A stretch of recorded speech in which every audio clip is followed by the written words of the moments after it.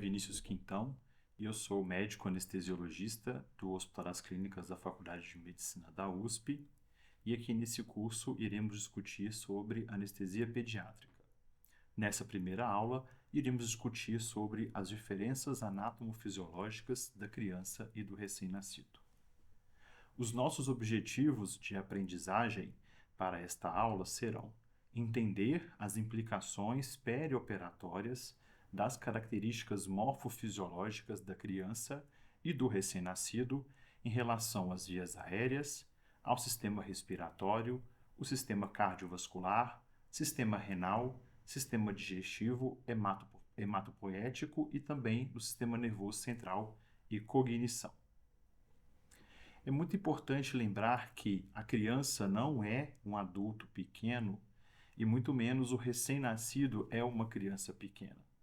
E esta população tem características tanto anatômicas quanto fisiológicas bem diferenciadas dos pacientes adultos que precisam ser entendidas para que a medicina perioperatória desta população seja a mais segura possível. E esse slide mostra muito bem uma criança, sendo anestesiada, começando uma anestesia por um anestesista pediátrico, o tanto que é diferente a abordagem da criança durante o procedimento anestésico cirúrgico. E esta abordagem torna realmente a assistência anestésica da criança e especialmente do recém-nascido bem diferente do paciente adulto. Nós temos de entender que a anestesia ela tem implicações para todo o crescimento e desenvolvimento da criança. E nós, anestesistas pediátricos, temos uma responsabilidade muito grande quando a gente anestesia uma criança muito pequena ou um recém-nascido, porque toda a nossa atuação terá um impacto em toda a vida da criança. Então, hoje, a gente sabe que a anestesia ela tem impacto até no início da vida, do embrião, do feto. Hoje também é muito comum a cirurgia fetal, onde o feto ele é operado e anestesiado antes de nascer.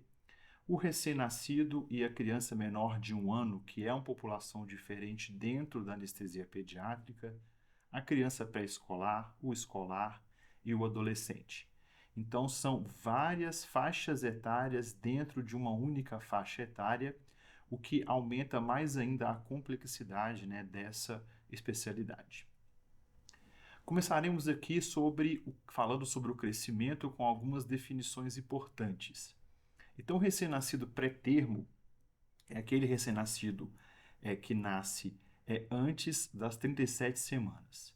E ele pode ser um pré-termo de baixo peso ao nascimento, aquele que tem menos de 2,5 kg, muito baixo peso ao nascimento, com menos de 1,5 kg, extremo baixo peso ao nascimento, com menos de 1 kg, ou os micropreemies, que têm menos de 750 gramas, sendo que hoje são considerados recém-nascidos pré-termo viáveis e com crescimento adequado se o tratamento do recém-nascido for muito bem feito. O recém-nascido termo, que é do nascimento de 37 ou 42 semanas, e o pós-termo acima de 42 semanas. Sabemos que a prematuridade aumenta muito o risco perioperatório da criança. E por esse motivo é muito importante a gente entender como avaliar a criança, o recém-nascido, procurando por sinais de prematuridade. A escala mais conhecida é a de Capurro, que é um colega pediatra, que é muito utilizado pelos neonatologistas, mas essa escala, a escala de Dubovitz, ela é muito mais aplicável para nós anestesiologistas. Então aqui a gente consegue dividir o recém-nascido pré-termo, aquele com menos de 37 semanas, e o recém-nascido termo, acima de 37 semanas. E procurando por sinais do exame físico, a gente consegue definir se ele vai ser um pré-termo ou um termo. Então, avaliando, por exemplo, o formato da orelha. A orelha do recém-nascido pré-termo, ela não tem um formato bem definido e ela é pliável, diferente da orelha do recém-nascido termo, que é firme e bem formada. A pele do recém-nascido pré-termo é edemaciada e fina. Do recém-nascido termo é uma pele mais espessa. A sola do pé do recém-nascido pré-termo tem dobras e vincos somente no terço anterior, diferente do recém-nascido termo, que é em toda a sola do pé. A circunferência do diâmetro do tecido mamário no recém-nascido pré-termo tem menos de 1 milímetro, no recém-nascido termo acima de 5 milímetros, e outras características que a gente consegue avaliar no exame físico para definir o recém-nascido pré-termo e o termo. Lembrando que a prematuridade aumenta o risco perioperatório dessas crianças e isso se mantém durante toda a vida do paciente. Então, pesquisar prematuridade na avaliação pré-operatória é muito importante. Outras medidas importantes que nós temos de ter: peso, altura e circunferência cefálica. O peso ao nascimento ele dobra com 6 meses e triplica com 1 ano de idade. A criança com 1 ano ela vai ter em torno de 10 quilos. Entre 18 meses e 8 anos existe uma fórmula para a gente calcular o peso da criança, que é uma fórmula simples que usa somente a idade. Então, a idade em anos vezes 2 mais 9. Eu vou ter o peso adequado entre os scores -2 e 2 para a maioria das crianças. Então, uma fórmula interessante para cálculo do peso ideal dos nossos pacientes. E acima de 1 ano, idade em ano vezes 3. A água corporal total também altera muito de acordo com a idade do nosso paciente. Então, o feto ele tem cerca de 90% de água corporal total. O recém-nascido pré-termo, 80%, sendo que a maioria é extracelular. O recém-nascido termo, 70%. Metade está no espaço extracelular. E entre 6 e 12 meses já fica parecido mais com adultos, 60% de água corporal total, lembrando que a maioria agora estará no intracelular. Outra característica muito importante da criança é a variação do peso de acordo com a idade e também de acordo com o sexo. E aquela fórmula que eu mostrei é uma fórmula simples que a gente consegue estimar o peso da maioria dos nossos pacientes, mas se a gente tem dúvida, é importante colocar a criança no nomograma que é disponível gratuitamente no site da Organização Mundial da Saúde, tanto para meninas quanto para meninos. E esses nomogramas também existem para IMC, Índice de Massa Corpórea. Com relação ao volume sanguíneo, o recém-nascido pré-termo ele vai ter um volume sanguíneo muito maior do que o das crianças maiores e nós adultos, cerca de 90 a 100 ml por quilo. O recém-nascido termo entre 80 e 90, até 1 ano de idade entre 70 e 80, crianças maiores 70 ml por quilo, adolescentes 60 ml por quilo, igual aos adultos. É importante a gente saber calcular o volume sanguíneo para cálculo da volemia dos nossos pacientes. Outras medidas importantes é a relação à circunferência cefálica dos nossos pacientes. No primeiro ano de vida, a circunferência cefálica irá aumentar em torno de 10 centímetros. No segundo ano de vida, 2,5 centímetros. Sendo que com 9 meses, 50% o tamanho da cabeça da criança vai ser 50% do tamanho que ela vai ter quando ela for adulta. E com 2 anos, 75%. Mostrando que para a superfície corpórea da criança, especialmente a criança menor de 1 ano, a circunferência, a área da cabeça é muito importante e é a área que tem uma maior quantidade mesmo de superfície e por esse motivo é importante para perda de calor e sangramento. A fontanela anterior e as fontanelas anteriores, elas fecham entre 9 e 18 meses e as fontanelas posteriores fecham mais precocemente entre 2 e 4 meses. É importante também a gente saber quando fecha as fontanelas, porque é um local interessante para a gente avaliar se os nossos pacientes estão hidratados ou não. Com relação ao tamanho da maxila e da mandíbula, lembrando que tanto a maxila quanto a mandíbula, elas crescem rapidamente para acomodar os dentes, mas em algumas situações, como a síndrome de Goldenhar ou a sequência de Pierre-Robin, o paciente pode ter uma alteração do tamanho da mandíbula, e isso tem outras implicações que não vamos discutir aqui nessa aula, mas mostrando aqui que crianças podem ter essas alterações porque a maxila e a mandíbula tendem a crescer muito, né, nos primeiros meses de vida para acomodar os dentes.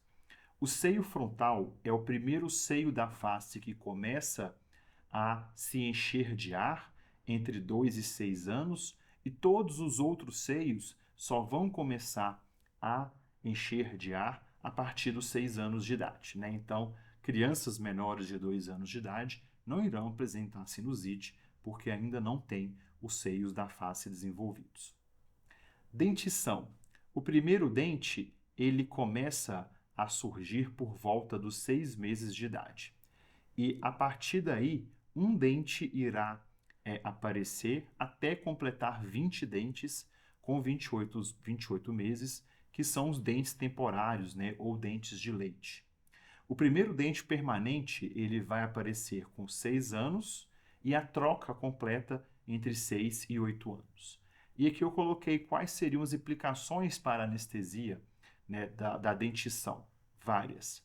Então é importante lembrar que entre 6 e 8 anos, a criança ela vai ter a dentição permanente e temporária ao mesmo tempo. Então, falhas dentárias podem aumentar a incidência de via aérea difícil e também o dente mole ou dente muito solto precisa ser pesquisado, principalmente nessa faixa etária, porque a perda do dente e o dente cair durante a abordagem da via aérea da criança pode aumentar o risco de aspiração ou de sangramento da via aérea, que a gente não quer que aconteça. Com relação às vias aéreas, a língua da criança ela é relativamente grande em relação à cavidade oral. Não quer dizer que a criança tem uma língua grande, é porque a cavidade oral ainda não se desenvolveu completamente, então relativamente a língua é grande. Mas não é a principal causa de obstrução das vias aéreas superiores da criança, igual a gente percebe, por exemplo, no adulto, né? Então existe uma obstrução da via aérea do adulto, que é mais comum por queda da língua, que a gente não percebe muito na criança, especialmente a criança muito pequena. Por esse motivo, a gente não usa cânula orofaríngea para desobstruir a via aérea da criança, porque a queda de língua não é a principal causa da obstrução. Geralmente ocorre um desabamento da nasofaringe e da epiglote por imaturidade, por malácia, e por esse motivo a criança tem uma obstrução durante a indução anestésica, por exemplo. Por esse motivo, quando a criança apresenta sinais de obstrução da via aérea durante a indução anestésica, a gente não opta pela cânula orofaríngea, que é a cânula de Guedel, e sim por ajudar a criança fazendo um CPAP na ventilação e posicionamento da via aérea, especialmente tração da mandíbula, que é mais eficiente nesta faixa etária. A laringe e a epiglote também são diferentes na criança. A laringe e a epiglote, elas são mais anteriorizadas, mais superiores, igual mostra aqui nessa figura da coluna cervical. E nessa foto aqui da epiglote, mostrando que a parte, a via aérea de cima, a epiglote de cima e a glote de cima, nas fotos de cima, A e B, mostrando que ela tem esse formato mais em ômega e uma glote mais fechada anteriormente, diferente da figura C e D, que é uma via aérea de um adulto ou de uma criança maior, onde eu tenho uma epiglote que não tem esse formato em letra de ômega, igual eu vejo nas crianças menores, especialmente nos recém-nascidos. Esta outra figura aqui, na verdade, é um raio-x de coluna cervical, mostrando que aqui no adulto eu consigo ver a presença do osso hioide e uma via aérea mais retificada. E a região mais estreita da via aérea é a região das cordas vocais. Na outra figura, eu não consigo ver o osso hioide e aqui eu consigo perceber que a via aérea mais estreita, a parte mais estreita da via aérea, é a região subglótica, principalmente na região do anel cricoide, né? Então, só olhando o raio-x eu consigo perceber quando é um adulto, pela presença do ocioide, ou quando é uma criança, quando eu não vejo o osso hyoide. Essa outra figura mostra como que é o formato da laringe do adulto, que tem um formato mais cilíndrico, e como eu falei, a região mais estreita da via aérea do adulto é a região das cordas vocais. Já a criança, especialmente a criança menor de 1 ano, aqui o infant, que não tem uma tradução muito clara para o português, mas a gente fala que é uma criança menor de 1 ano, a laringe tem um formato mais cilíndrico e a região mais estreita é a região subglótica, ou seja, a região que vai ficar abaixo das cordas vocais, principalmente na região do anel cricoide, que é um anel completo e cartilaginoso.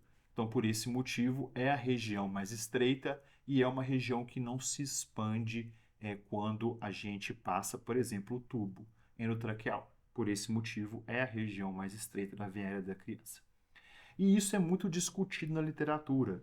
E essa revisão sistemática de 2017 mostrou que, independente de estudos em cadáver ou estudos em pacientes anestesiados, estudos para ressonância e tomografia, no final a gente consegue concluir que a região mais estreita da via aérea da criança é a saída do anel cricoide, ou seja, a região subglótica, a região abaixo das cordas vocais.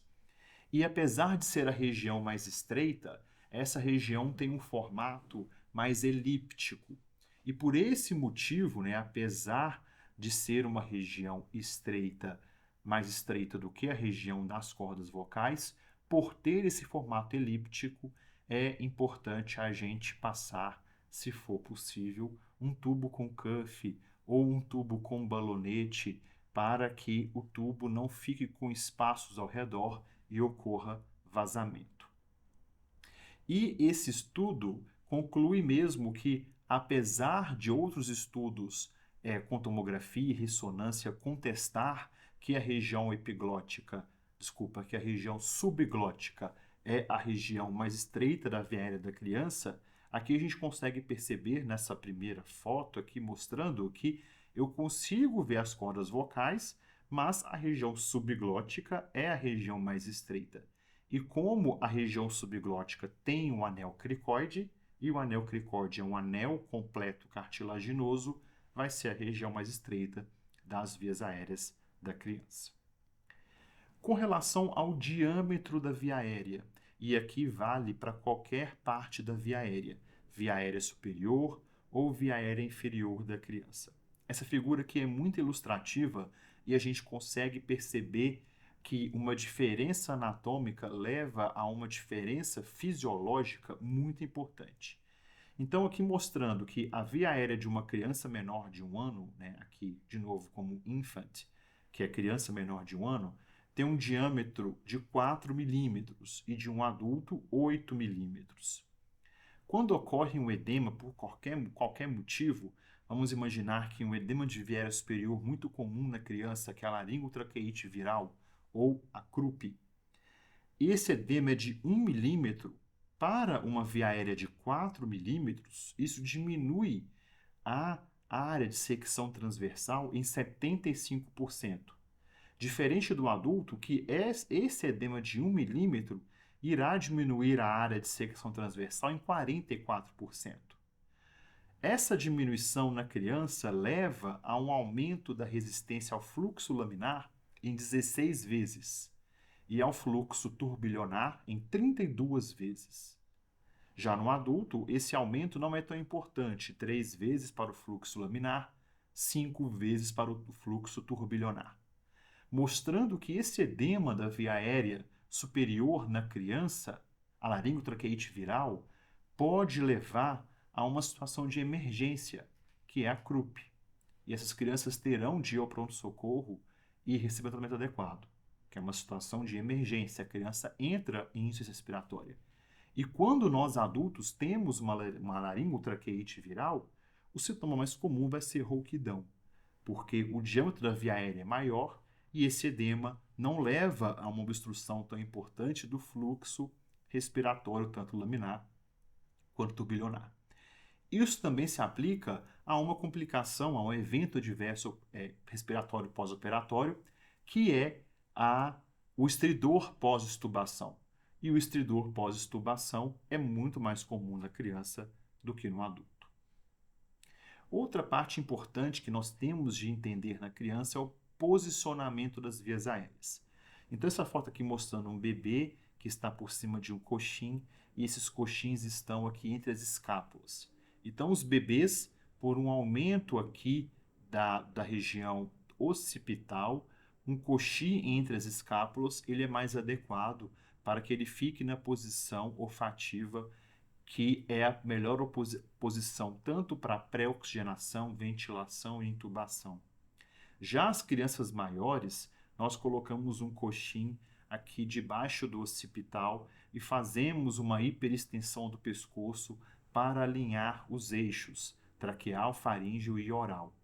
O desenho de cima, na letra B, mostra que não tem esse alinhamento e quando eu coloco o coxim e faço a hiperextensão aqui na letra F, eu tenho o alinhamento. Então, crianças maiores, eu prefiro o coxim occipital. Crianças menores, especialmente as crianças menores de 1 ano, um coxim interescapular. Outras alterações e diferenças do sistema respiratório da criança.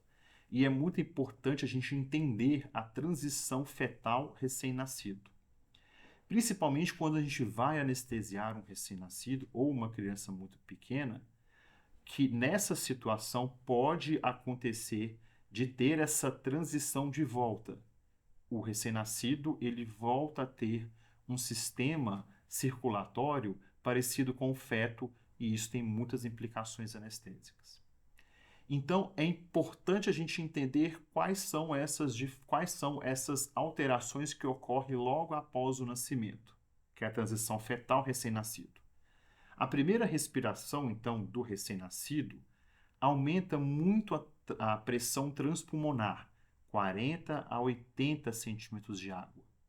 Isso faz com que todo o líquido amniótico que estava dentro dos pulmões seja removido. Essa remoção incompleta, inclusive, pode levar a uma taquipneia transitória do recém-nascido. Além desta remoção do líquido, vai ocorrer uma aeração pulmonar. E essa aeração pulmonar leva a um desenvolvimento dos vasos pulmonares. Então vamos imaginar que durante a vida fetal, esses alvéolos estavam fechados ou preenchidos com líquido. Quando o recém-nascido respira, essa pressão transpulmonar remove o líquido e o alvéolo se abre. O alvéolo se abrindo, os capilares ao redor do alvéolo também irão se abrir. Por esse motivo, diminui muito a resistência vascular pulmonar. Na vida fetal, com esse alvéolo fechado e o capilar fechado, a resistência vascular pulmonar é muito alta. E a resistência vascular sistêmica é muito baixa, principalmente por causa dos vasos umbilicais. Quando agora o feto nasce, a resistência vascular pulmonar diminui por causa da abertura dos capilares e como ele perde os vasos umbilicais, a resistência vascular sistêmica aumenta. Isso leva a um fechamento funcional do forame oval e do ducto arterioso, que a gente consegue entender melhor aqui neste desenho.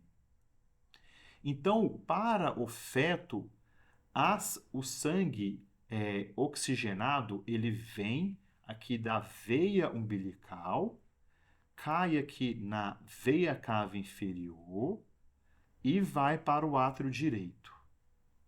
Vai para o ventrículo direito e como a pressão na artéria pulmonar ainda é muito alta na vida fetal, por um fechamento desses capilares pulmonares, é mais fácil o sangue passar direto aqui para o átrio esquerdo, ventrículo esquerdo, pelo forame oval. E mesmo que alguma coisa passe para a artéria pulmonar, esse sangue ele vai ter preferência para ir para a aorta pelo ducto arterioso, porque a pressão arterial sistêmica é muito mais baixa no feto do que a pressão arterial pulmonar. Quando nasce, ocorre essa inversão. Perde os vasos umbilicais e, por esse motivo, a pressão arterial sistêmica aumenta muito. E agora os alvéolos estão cheios de ar, os capilares estão grandes, diminuindo a pressão arterial pulmonar. Ocorre o fechamento do forame oval, do ducto arterioso, e agora o sangue que vem pela veia cava inferior e superior irá para os pulmões para ser oxigenado. Durante a anestesia, pode acontecer situações de aumento da pressão arterial pulmonar, como dor, hipóxia, acidose, hipercapnia, ou hipotensão arterial sistêmica que vai inverter esse shunt. E o paciente pode ter situações de cianose ou outras complicações. Por isso é importante a gente entender essa transição feto recém-nascido e também é muito importante para esses pacientes eles serem monitorizados com o oxímetro proximal ou pré-ductal, que a gente coloca de preferência na mão direita, e um oxímetro pós-ductal, que a gente coloca de preferência nos membros inferiores. Ainda com relação às alterações, não alterações, mas as diferenças do sistema respiratório, e aqui eu coloco as implicações para a anestesia. Então, as crianças menores de 1 ano de idade, elas dependem muito do diafragma para respirar. E a gente percebe isso pela respiração mais abdominal da criança menor de 1 ano de idade. Essas crianças elas têm arcos costais ainda não ossificados e poucas fibras musculares do tipo 1. E por esse motivo, elas têm uma pouca complacência pulmonar, mas uma grande complacência torácica. E isso leva a muitas implicações para nós anestesistas. Essa pouca complacência pulmonar e grande complacência torácica faz com que a criança tenha uma capacidade residual funcional relativamente menor quando comparada com os adultos. E também devido a essa pouca complacência pulmonar e grande complacência torácica, a criança ela tem uma capacidade de fechamento muito grande. E isso leva à atelectasia muito precoce, principalmente de vias aéreas mais distais. E esse gráfico mostra isso muito bem. Uma criança menor de 1 ano e um adulto. Então, essa criança menor de 1 ano, ela tem o closing volume, ou volume de fechamento, dentro do volume corrente, que é o volume tidal, ou volume corrente. Então, essa capacidade de fechamento, inclusive, é maior que a capacidade residual funcional. E isso faz com que a criança tenha esse fechamento muito precoce de via aérea distal. Por esse motivo, é muito difícil a gente pré-oxigenar a criança. A gente não consegue pré-oxigenar igual a gente consegue pré-oxigenar um adulto. Por essas diferenças fisiológicas de grande capacidade de fechamento e um volume de fechamento dentro do volume corrente. E uma baixa capacidade residual funcional relativa.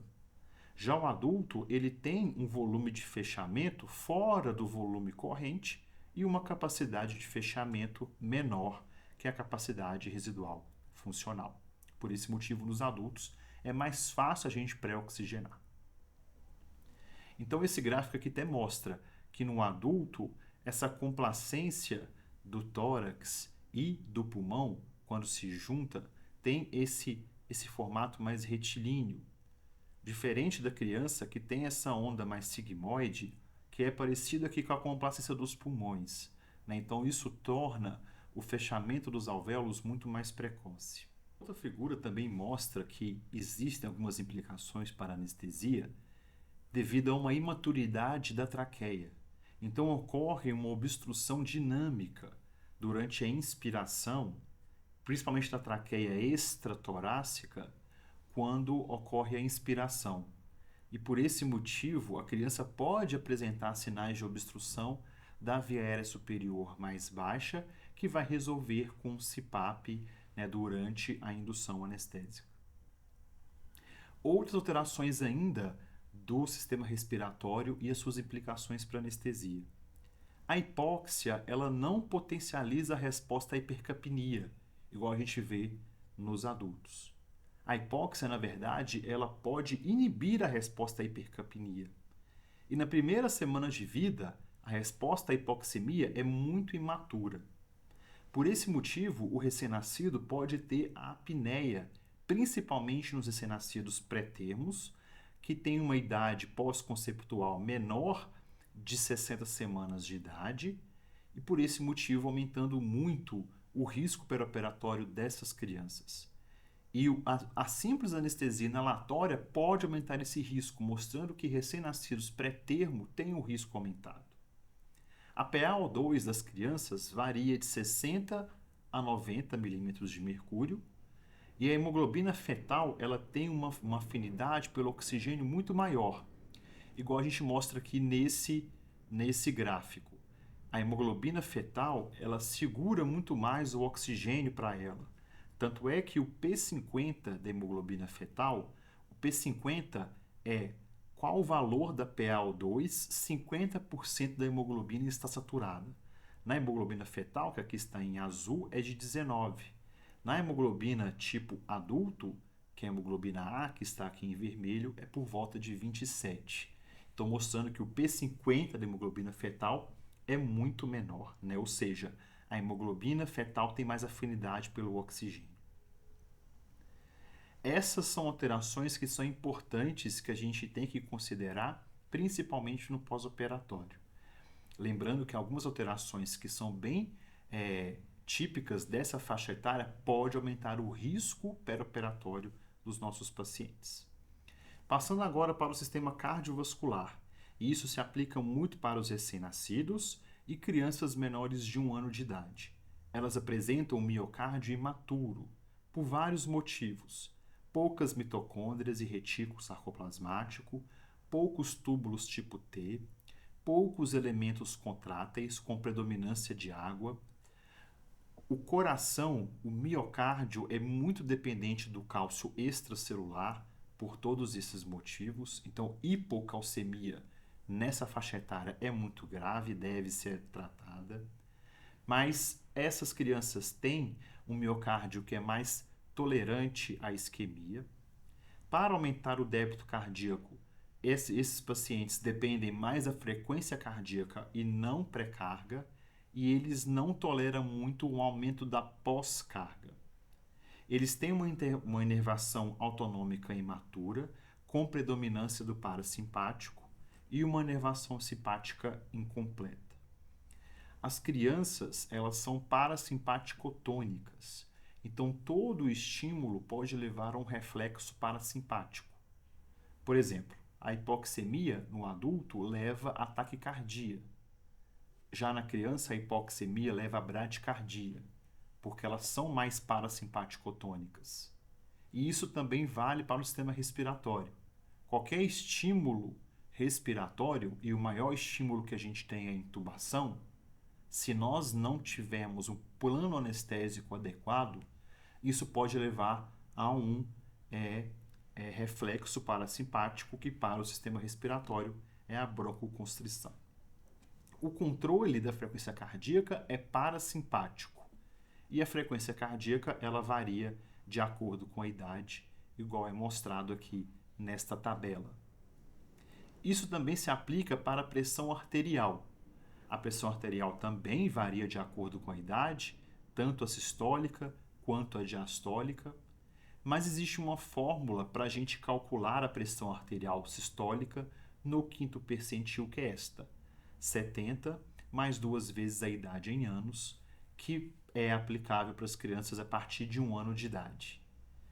As crianças menores de 1 ano, a pressão sistólica é entre 60 e 70, e para os recém-nascidos entre 50 e 60.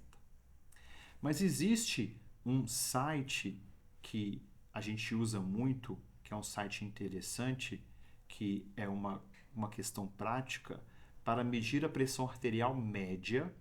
Esse site ele é baseado num estudo epidemiológico de pressão arterial não invasiva em crianças anestesiadas. O site é este, pediatric-anesthesia.eu, de Europa. Esse estudo é holandês, mas o site está em inglês. E aqui, se a gente coloca o sexo da criança e o peso, eu tenho o valor médio da pressão arterial média, desvios padrão para baixo, desvios padrão para cima. Desvio padrão menor que 1, ou especialmente menor que 2 desvios padrão, eu tenho de pensar em hipotensão. Passando para o sistema renal. A primeira micção tem que acontecer nas primeiras 24 horas de vida em 90% dos recém-nascidos. Até 48 horas de vida. Se não ocorreu a primeira micção, temos de pensar em alguma anormalidade. A função tubular, ela atinge a maturidade aos 2 anos de vida. E por esse motivo, o recém-nascido, ele vai ter uma reabsorção tubular de sódio, glicose e bicarbonato reduzida, levando a hiponatremia, poliurosmótica e uma acidose metabólica. A taxa de filtração glomerular e o fluxo sanguíneo renal também ficam maduros aos 2 anos de vida, sendo que 20 a 25% da taxa de filtração glomerular de um adulto vai estar no recém-nascido. E por esse motivo ele tem dificuldade para excretar sais, excesso de líquidos e fármacos. E o clearance de creatinina também atinge maturidade entre 2 e 3 anos. Inclusive na eliminação de alguns fármacos. Alguns fármacos, como por exemplo a morfina, que eu mostro aqui nesse gráfico, tem uma taxa de excreção que não fica madura acompanhando a taxa de filtração glomerular e por esse motivo os recém-nascidos podem ter uma excreção da morfina mais demorada quando comparado com os adultos. Algumas alterações, algumas diferenças do sistema renal que podem ter implicações para nós anestesistas. Os recém-nascidos e as crianças menores de 1 ano têm uma PaCO2 e bicarbonato reduzidos. E além disso, eles produzem mais ácido, principalmente por causa da deposição de cálcio, durante a ossificação, e isso produz ácido. O principal órgão que absorve bicarbonato nos recém-nascidos é o intestino.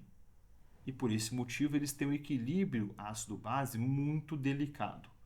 Eles não eliminam excesso de sal, não conseguem concentrar a urina por uma imaturidade tubular distal e também tem um hipoaldosteronismo que pode levar a uma hipercalemia. Então, por esse motivo, esse equilíbrio ácido-base e o equilíbrio hidroeletrolítico nos recém-nascidos e crianças menores de 1 ano é extremamente delicado. Com relação ao sistema digestivo, o fígado desses nossos pacientes, crianças menores de 1 ano e recém-nascidos, especialmente os pré-termos, é imaturo. Pré-termos e pequenos para a idade gestacional podem fazer hipoglicemia porque eles têm pouco glicogênio. Além disso, eles têm baixo nível de ácidos biliares e isso leva a uma mal absorção de gordura. As proteínas têm níveis normais ao nascimento, mas os fatores de coagulação vão ficar normais só depois de alguns dias. A icterícia neonatal pode acontecer em até 60% dos recém-nascidos termo, quando ela atinge o valor aqui acima de 5 mg por decilitro. Tanto por excesso de produção de bilirrubina, diminuição da absorção, diminuição da conjugação, diminuição da secreção ou um aumento da circulação enterohepática. Os recém-nascidos, eles têm de ter uma deglutição normal ao nascimento. Se eles têm alguma dificuldade para deglutir, temos de pesquisar alterações no sistema nervoso central. A pressão do esfíncter esofágico inferior, ela vai ficar normal entre 3 e 6 meses, por isso crianças menores de 1 ano podem ter doença do refluxo gastroesofágico. A enterocolite necrotizante é uma situação muito grave, especialmente nos recém-nascidos pré-termo. Pode acontecer em até 10% dos recém-nascidos pré-termo, e isso leva a situações muito graves, né, principalmente por uma perda do principal órgão que faz a absorção do bicarbonato, que é o intestino. Isso leva a uma acidose metabólica muito grave nesses pacientes. A hiperglicemia materna nas mães diabéticas leva a um recém-nascido grande e isso leva à hipoglicemia neonatal. Além disso, o recém-nascido pré-termo ou aqueles pequenos para a idade gestacional tem pouco glicogênio, como eu já falei, e isso leva à hipoglicemia. Mas os valores são diferentes nas crianças, especialmente nos recém-nascidos. Nas primeiras 3 horas de vida, valores abaixo de 35 miligramas por decilitro que devemos considerar hipoglicemia.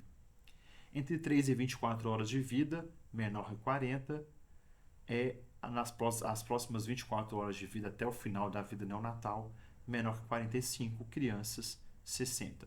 Esses são os valores de hipoglicemia. Lembrando que a hiperglicemia também é mais comum nesses recém-nascidos pré-termo, especialmente quando a gente administra líquidos com glicose, porque devido ao tamanho da criança é muito fácil fazer hiperglicemia. Então, mais uma vez, um balanço de hipoglicemia e hiperglicemia bem delicado para essa faixa etária. O volume sanguíneo das crianças é entre 80 e 90 ml por quilo, e a hemoglobina ao nascimento é uma hemoglobina alta, 14 a 20 gramas por decilitro.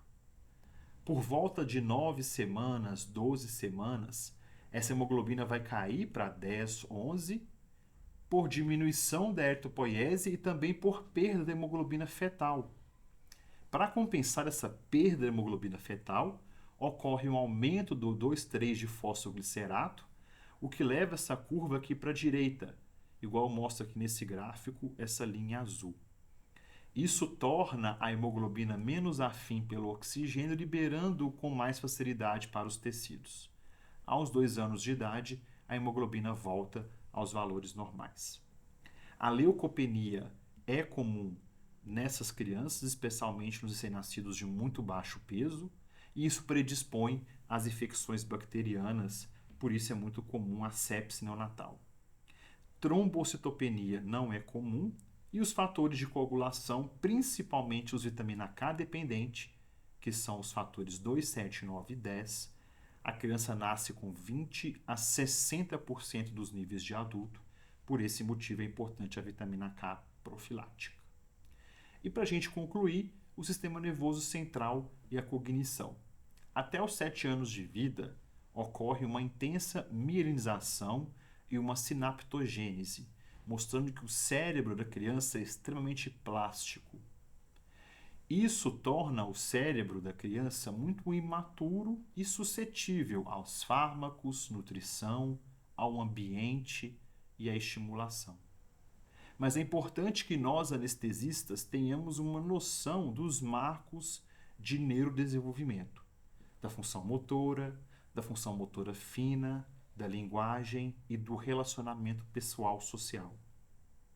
Então, a escala de Denver, e ela mais resumida para nós anestesistas, igual mostra aqui nesse gráfico, é interessante. Com relação aos marcos da atividade motora, da função motora, a criança com 3 meses de idade já tem que suportar a cabeça, segurar a cabeça sozinha.